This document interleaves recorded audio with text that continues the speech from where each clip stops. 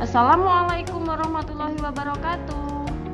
Halo anak-anak kelas 6, berjumpa lagi dengan Bu Hanim. Hari ini kita akan belajar di tema 4, globalisasi, subtema 1, globalisasi di sekitarku, pembelajaran yang ketiga.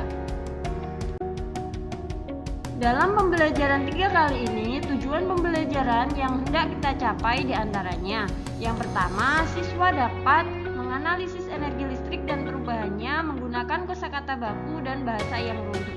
Yang kedua, siswa dapat menyajikan teks penjelasan atau eksplanasi ilmiah tentang penyebab, perubahan, dan sifat benda, hantaran panas, energi listrik, dan perubahannya secara mandiri dalam bahasa Indonesia tulis dengan memilih dan memilah kosakata baku dengan tepat. Yang ketiga, nanti siswa dapat mengidentifikasi transmisi energi listrik dan berpartisipasi dalam penghematannya dalam kehidupan sehari-hari. Apa sih kegunaan energi listrik dalam kehidupan kita sehari-hari? Yuk kita saksikan video berikut.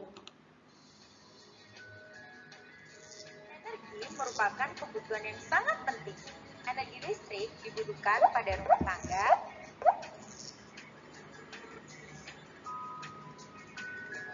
gedung kantor,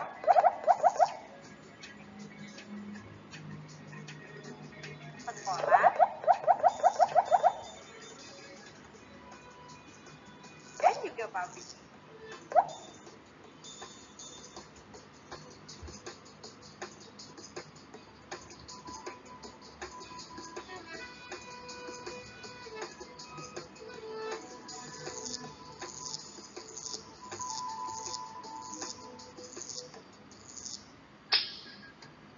Energi listrik digunakan untuk menerangi rumah.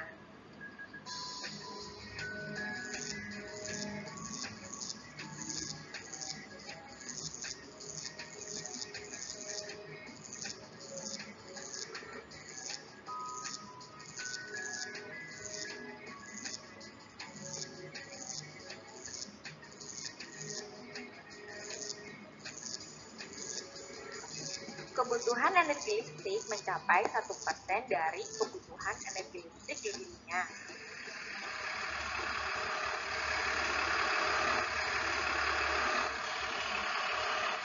Hal ini menyebabkan meningkatnya penambangan batu bara untuk pengembang blok basis energi listrik.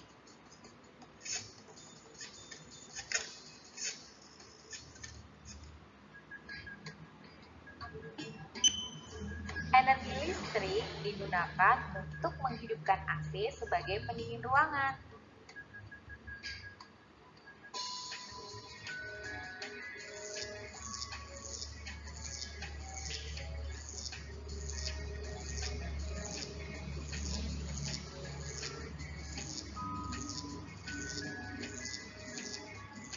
Besar energi listrik yang digunakan untuk menghidupkan AC mencapai 3% dari kebutuhan energi di dunia.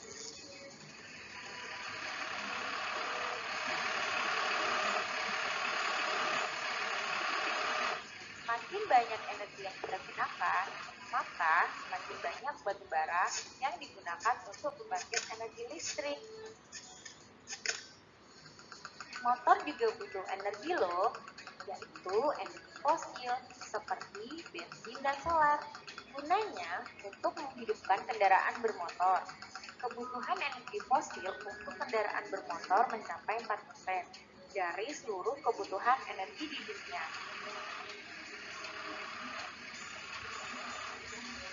Hal ini menyebabkan meningkatnya penambangan bahan bakar fosil.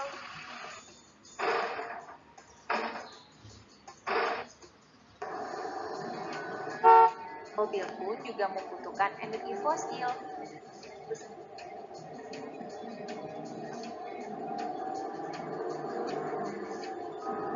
Besar energi fosil sama dengan 5% dari kebutuhan energi di dunia.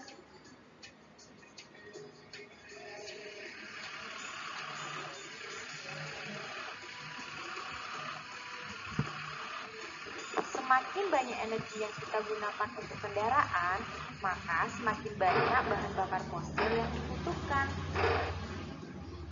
Energi juga dibutuhkan untuk kegiatan di perkantoran, yaitu untuk menghidupkan peralatan kantor seperti komputer.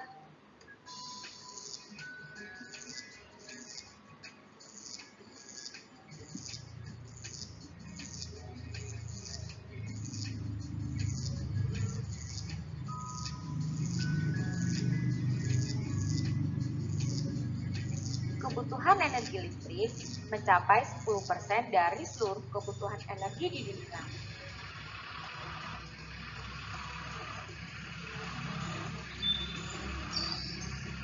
Hal ini menyebabkan meningkatnya penambangan batu bara sebagai bahan baku pembangkit energi listrik.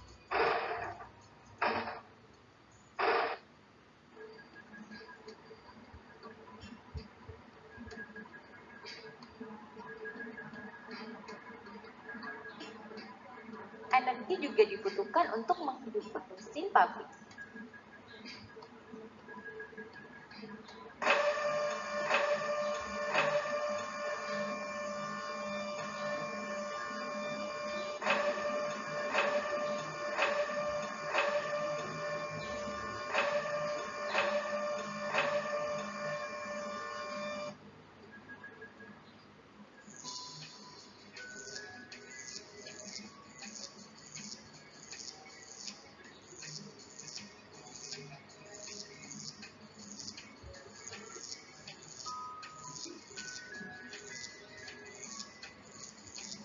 Besar energi yang dibutuhkan sama dengan 15% dari kebutuhan energi di dunia.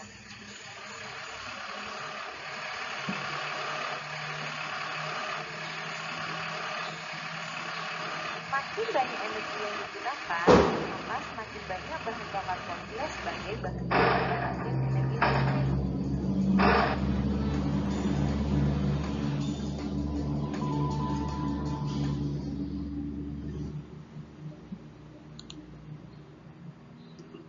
Oke anak-anak, demikian tadi video yang kita saksikan bersama-sama. Kalian bisa menontonnya kembali di channel Yang Store dengan link yang sudah Bu Hanim share. Oke, selanjutnya ayo kita membaca dan menemukan informasinya. Menyalurkan energi listrik, bagaimana listrik sampai ke rumahmu? Silakan dibaca, nanti kita temukan informasi dari masing-masing paragrafnya. Listrik mempunyai peranan penting di era globalisasi. Tidak dapat dipungkiri bahwa globalisasi terjadi karena perkembangan teknologi di berbagai bidang yang didukung oleh peran listrik sebagai sumber energi di dalamnya. Listrik dapat dihasilkan dengan memanfaatkan sumber energi yang tersedia di alam seperti aliran air sungai atau PLTA, panas bumi, aliran angin, dan sebagainya. Setelah energi listrik dihasilkan di pusat pembangkit, energi listrik tersebut kemudian dinaikkan tegangannya oleh transformator penaik tegangan hingga 500 kV. Baru kemudian disalurkan ke berbagai tempat menggunakan sistem transmisi yang dinamakan saluran udara tegangan ekstra tinggi atau SUTET. Yang menyalurkan energi listrik dari pusat-pusat pembangkit. Setelah melalui SUTET yang melintasi wilayah pegunungan atau hutan-hutan, energi listrik kemudian masuk ke gardu induk. Di gardu induk, energi listrik diturunkan tegangannya oleh transformator penurun tegangan menjadi tegangan menengah 20 kV. Kemudian energi listrik disalurkan ke gardu-gardu distribusi dan diturunkan kembali tegangannya dalam gardu distribusi menjadi tegangan rendah 220 volt. Tegangan sebesar ini sudah sesuai dengan kebutuhan rumah tangga. Akhirnya energi listrik disalurkan ke rumah-rumah warga. Dengan adanya listrik, kini masyarakat dapat mengakses informasi yang berasal dari berbagai belahan dunia. Tanpa listrik, tentunya hal tersebut tidak akan bisa terjadi. Lalu bagaimana dengan daerahmu? Apakah kamu telah merasakan manfaat listrik dalam kehidupan sehari-hari di rumahmu? Oke anak-anak, setelah kita membaca teks tadi, bagaimana listrik bisa sampai ke rumahmu? Terdapat hal-hal penting yang kita peroleh, di antaranya Komponen utama pada proses penyaluran energi listrik adalah sistem transmisi, sistem distribusi, serta sistem transformator penaik dan penurun tegangan. Dengan demikian, listrik yang sampai ke rumah-rumah kita itu sesuai dengan tegangan yang tepat. Setelah kita belajar dan membaca tentang listrik, hingga listrik bisa kita nikmati di kehidupan kita sehari-hari, kita pelajari dulu yuk siapa sih yang menemukan listrik atau pembangkit listrik tenaga air yang telah berjasa sehingga bisa menghasilkan listrik yang kita gunakan sekarang. Nah, siapa sih penemu pembangkit listrik tenaga air? Nah, dia adalah Nikola Tesla. Nikola Tesla, seorang berkebangsaan Yugoslavia, lahir pada tanggal 10 Juli 1856, adalah penemu sistem pembangkit dan transmisi listrik pada tahun 1895. Sejak kecil, Nikola memiliki rasa ingin tahu yang besar tentang berbagai hal.